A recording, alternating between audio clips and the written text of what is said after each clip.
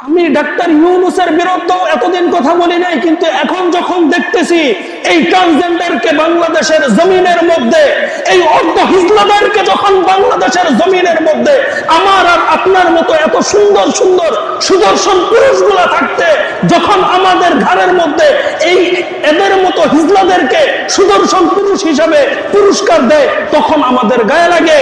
আমাদের গালের মধ্যে আপনারা কি চাপাই দিতে চান? কি চাপাই দিতে চান আমাদের ঘরের মধ্যে? এই ট্রান্সজেন্ডার কওমে লুতের মতো ওই রকম পুরুষ পুরুষ আকাম করা, খারাপ কাজ করা গুলাকে আমাদের উপরে চাপাই দিতে চান। পশ্চিমা এজেন্ডা বাস্তবায়ন করতে চান। যতদিন পর্যন্ত এই বাংলার জমিনের মধ্যে একজন আলেমও মাইক নিয়ে আপনাদের মসজিদের মধ্যে জুমার খুতবার মধ্যে কথা বলতে পারবে, যতদিন পর্যন্ত আল্লাহর জমিনের মধ্যে একজন আলেম মাঠে ময়দানের মধ্যে কথা বলতে পারবে, ইনশাআল্লাহ আল্লাহ তাআলার কসম এই বাংলার জমিনের মধ্যে এদের স্বপ্ন কোনোদিন বাস্তবায়ন হবে না।